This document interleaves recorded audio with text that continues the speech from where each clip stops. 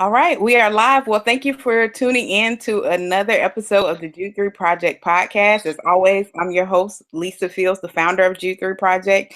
And today I'm very excited because we have someone that I have admired from afar, Dr. Martha Simmons. Welcome, Dr. Simmons. Thank you so much. It's great to be with you.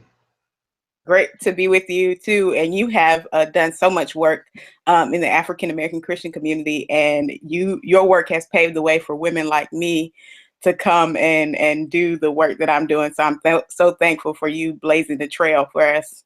Blessings. Thank you for saying that. For those who don't know who you are, could you just give them a little bit of background? A little bit of background. I've been in ministry about 32 years and have during that time done a variety of things.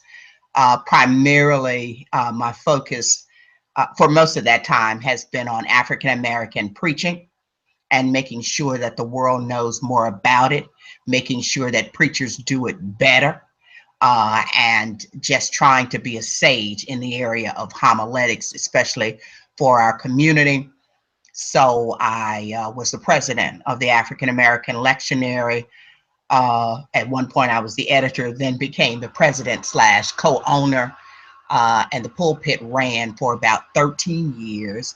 The African American Pulpit Journal remains the only African American owned homiletics journal in history. I followed that up with the African American Lectionary, which remains online, although we stopped updating it a couple of years ago. It remains online, and online you can find about 220,000 pages Wow. of material for preachers in the area of homiletics, worship, and culture. And people continue to use that lectionary around the world every day. They're using it in schools, they're using it in nonprofits, so we're proud of that.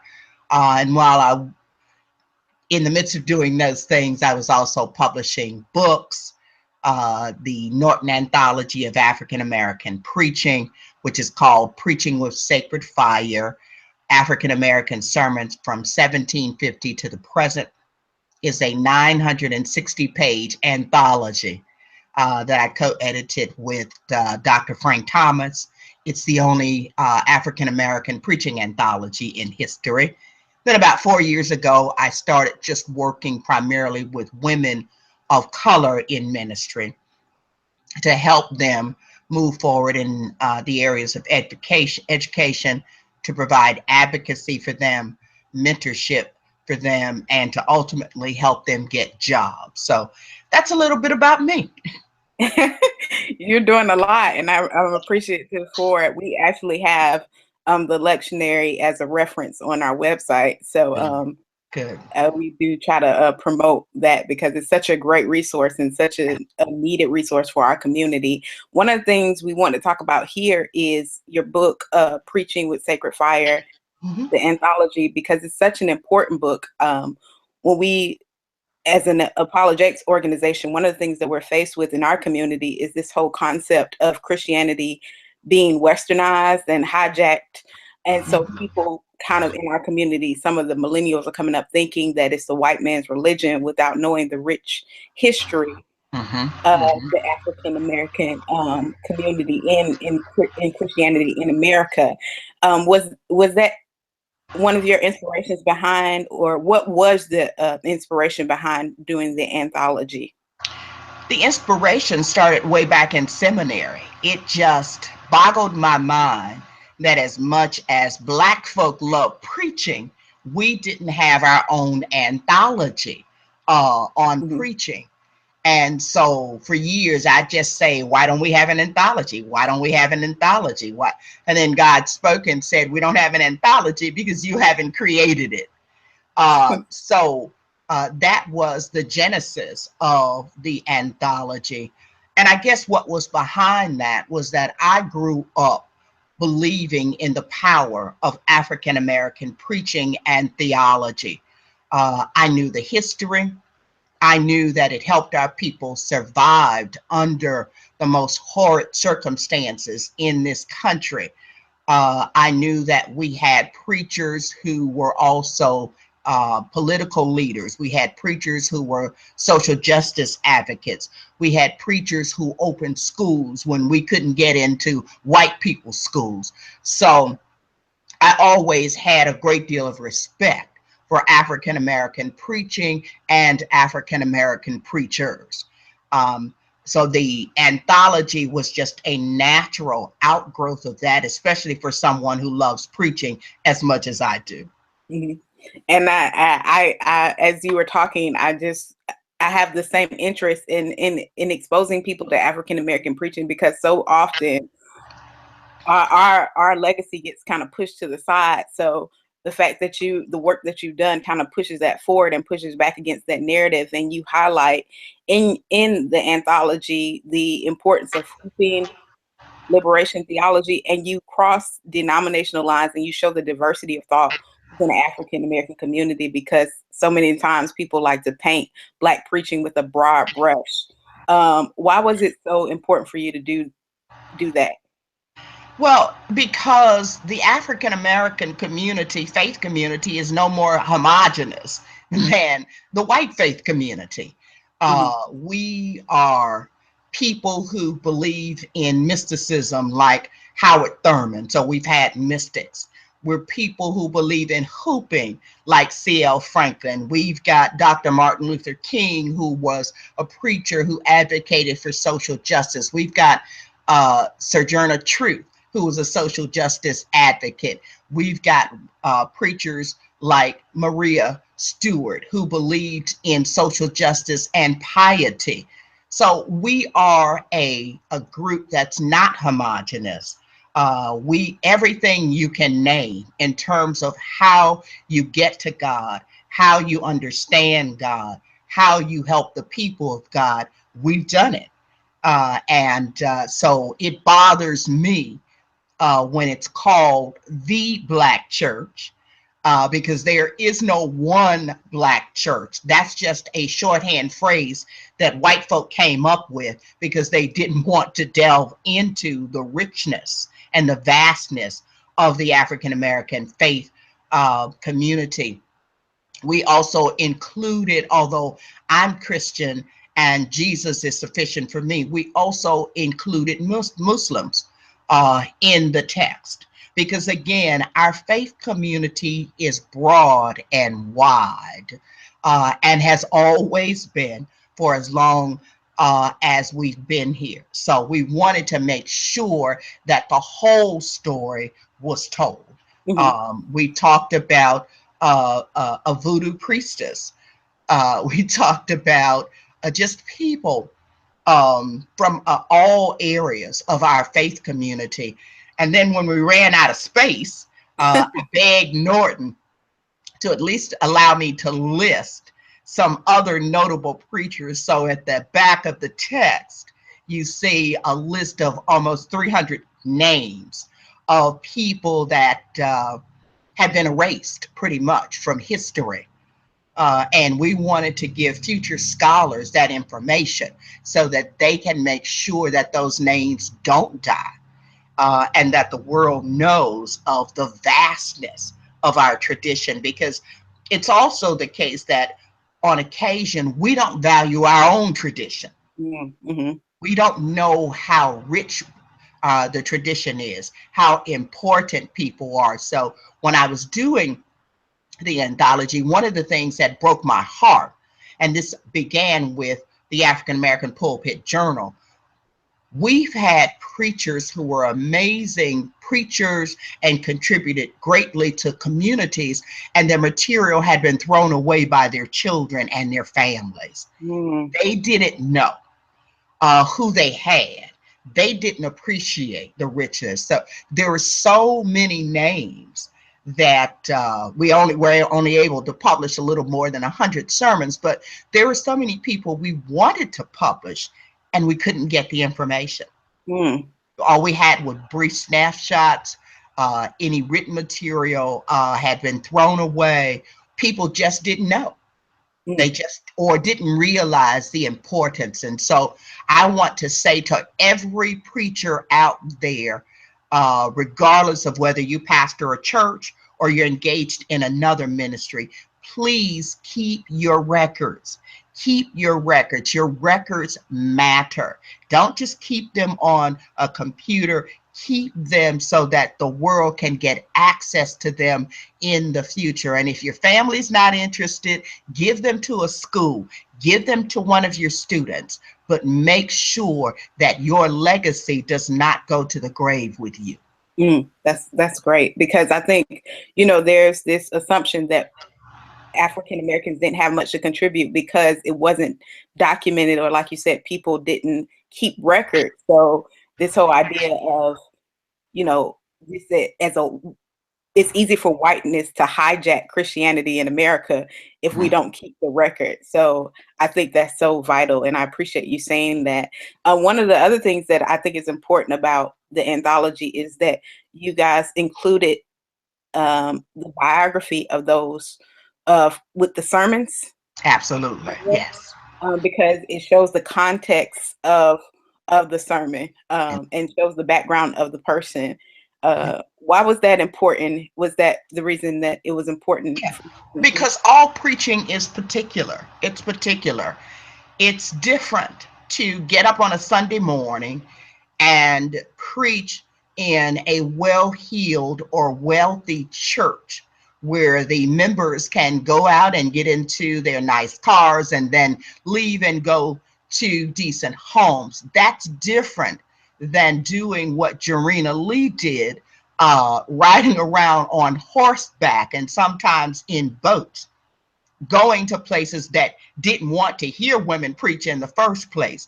So not only was she struggling just to get there, she was dealing with a society that had no interest in women preaching. Women hadn't even gained the right to vote. And then she was a Black woman on top of all of that. And Blacks were still being lynched and treated as 3/5 of a person, says the Lord.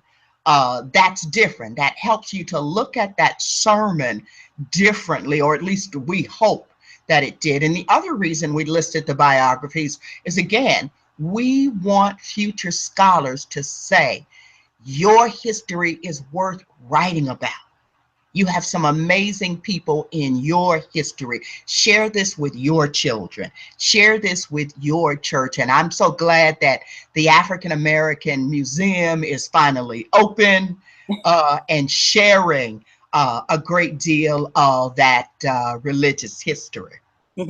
I just recently visited there a couple months ago for it was last month, Okay. and I loved it. I saw the exhibit on Jarena Lee, and I was so excited that they included that, Yes. to show that Black women have been in the fight, from the beginning of the Black church. So I think Yeah, and I was told that they're going to feature something. I don't know if it will necessarily be about me, but that the pulpit and some other things are going to be featured in the future. So we're excited about that.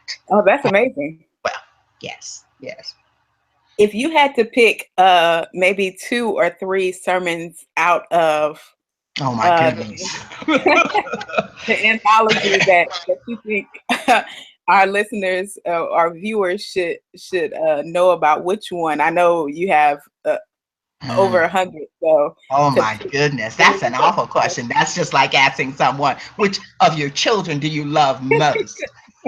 Um, hmm. well, maybe not the best, but maybe the most ones that stood out to you while you were doing it. Any of them stood out to me. That's the thing. I mean, I literally tried to imagine the preacher standing and preaching some of those sermons, from Sojourner going into Ain't I a Woman, to C.L. Franklin when he first preached The Eagle Stirs Her Nest, to oh, who was it? William, not William Borders, the gentleman who came before Martin King at Dexter Avenue, uh, preaching the sermon I think it was, I'm forgetting my people, handed sermon Handicapped Lives, or Dr. Gardner Taylor preaching in his own clothes, or Claudette Copeland and What Are You Doing Here, about the prophet hiding out in a cave, and thinking about Black folk hiding out and not standing and taking their rightful place. So I was in heaven. I was just in, I was in heaven with the preaching, because it was so varied, it was so different. People came from so many different backgrounds. So I was just in heaven. So there's not just one, or even two or three, that, because I think we got down to 100, but initially we had close to 200, um, in terms of people, and many more sermons than that, to choose from. Caesar Clark and the worms ate him. The worm, that I think he named it, the worms got him. And throughout the sermons he said, but the worms ate up his flesh. I was in heaven. I was just in heaven reading it. Pratia Hall, between the wilderness and a cliff. Just wonderful. Just wonderful, wonderful sermons. And when you see those biographies, and you can put them in historical context and see the great theology, because that's one of the biggest lies that's been told about Black people. We could preach, but we didn't have any theology, which is absurd. And you can see the theology so strong, so rich, so varied. It was just wonderful. Mhm. I love that you said that and you called out that lie. I think I'm gonna cut that out and put that on Instagram. And make sure, That's 'cause it's fine with me. But that lie is pretty much, it's still circulating, that Mhm, we either had no theology when we first got to America, and that it was a long time. It wasn't until the 70s that we developed theologies. And you're like, are you kidding me? And, it wasn't until the 70s that more of our theology began to be written down.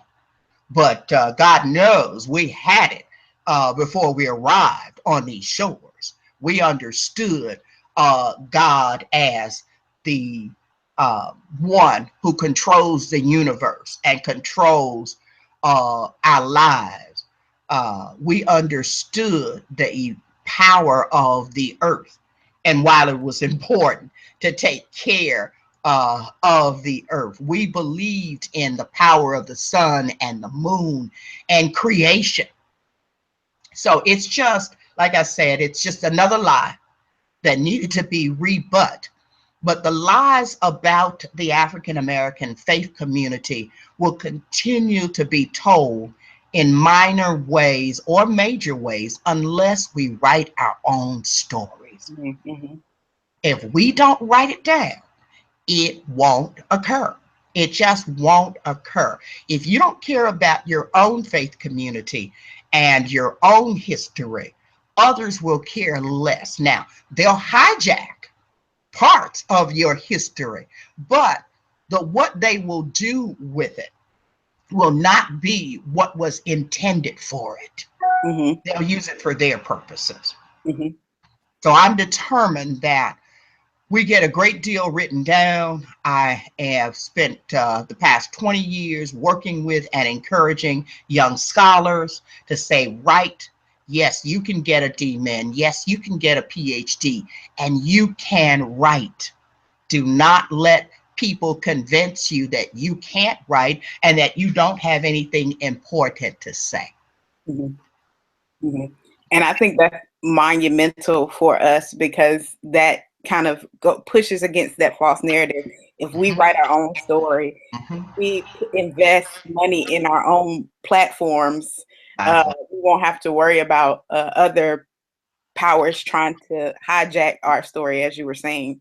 So, Exactly. Yeah, and correct some of the false narratives that have been hijacked over time. mhm, Correct some of those narratives that are out there about hooping being a minstrel show.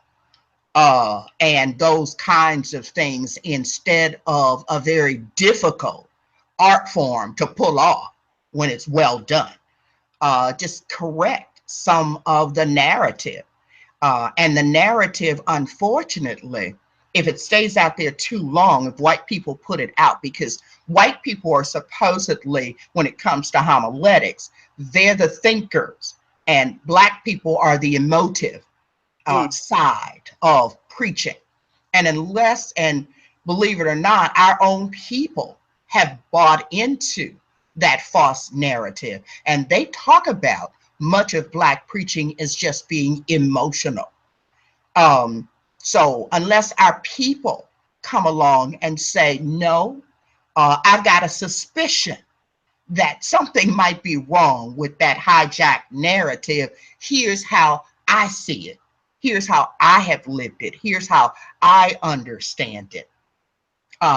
Unless that happens, people will continue to buy these false narratives, including black folk and folk around the world. So many people, when they read the article that I did in the anthology on hooping, said to me, I didn't know hooping, there was that much to hooping. And I said, well, I'm very glad to move that narrative along and get to the truth about hooping. If you could share anything about hooping for those who haven't read your article, what would it be? It would be that it's a very difficult art form to pull off well. It's just very, very difficult to do. And it traveled with us from Africa, and we were able to bring to America our rhythms and our songs and our way of communicating the gospel. And then we mixed that with the chords that we learned in America to push forward hooping on these shores. So it's not about, like I said, just hoop, just hollering to raise the emotions of people, which is how it has been painted by so many, including some of our people. It's very difficult to do, but hooping never stands alone. It always stands with a well-written text. It stands with outstanding theology, and this is when it's done well. And it's interesting how much I've heard hooping talked down. But if you ask the average African American preacher who understands its power, they would say, I wish I had that in my preaching arsenal. Even if I didn't use it all the time, I wish I had it. Because they've seen the power in it. And what I just attempted to do in the article was to give some history and to put it in context and help people really understand that rich art form.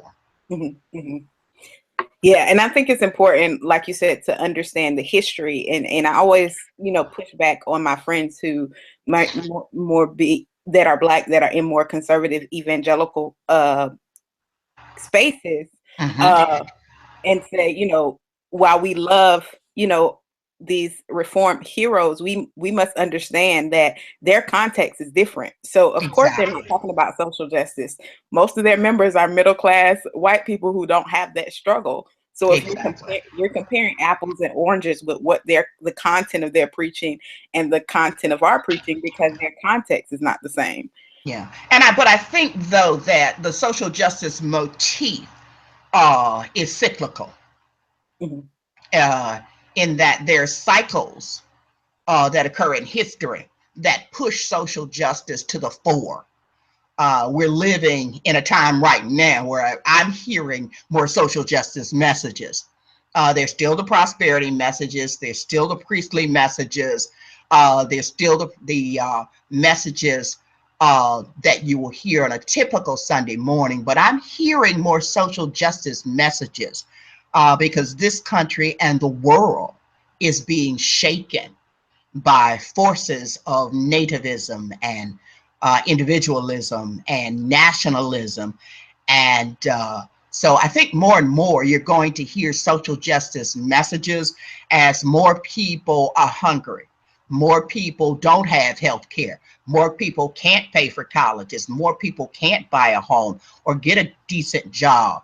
Uh, I think you're going to start to see that people who hadn't given much thought to social justice are going to change their mind.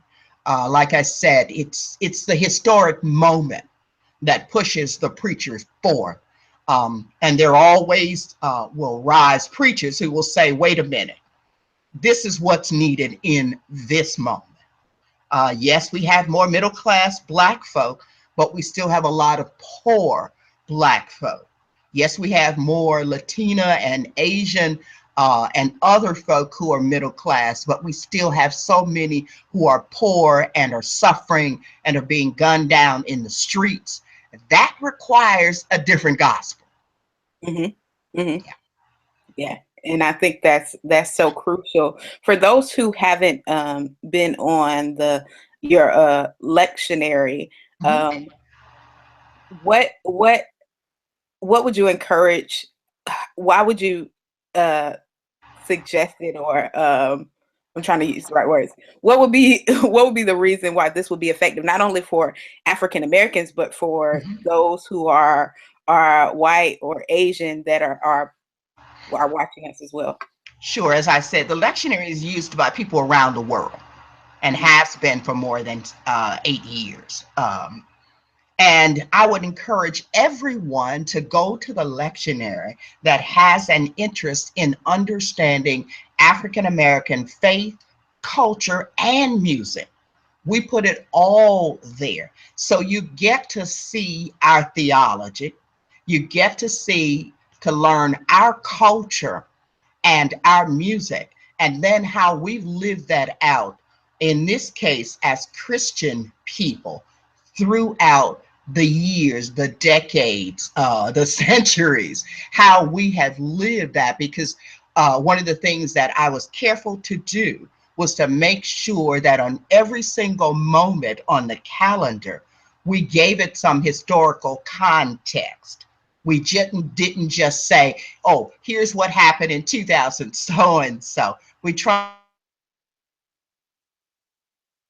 to say that for anyone, regardless of race, who's interested in understanding the African American story, because that's really what we did. We did the story of African Americans.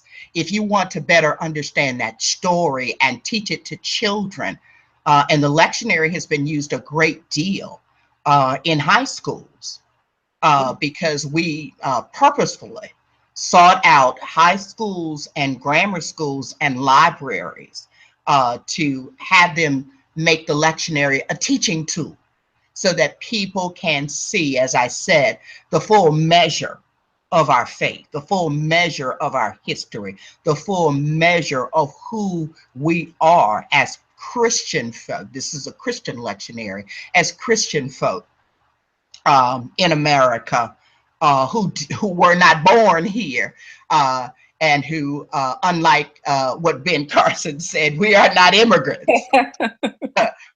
We are not immigrants, but we are responsible for much of the fabric of this society. Much of what people now know and take for granted as America was built on the backs and through the bloodshed of Black folk.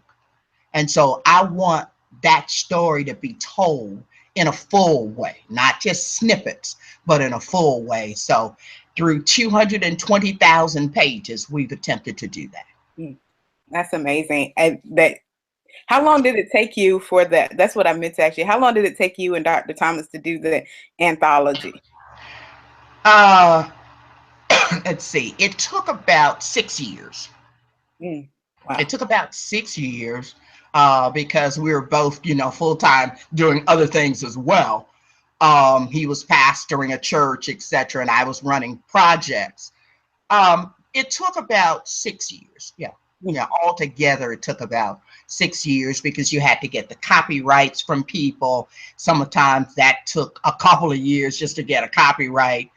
So, then you had to get permissions, copyrights and permissions from families in some cases. And in some cases, you had families where they disagreed on who should give the permission. Mm. And that was the case with Elijah Muhammad's family. I think we went and talked to them for 3 years.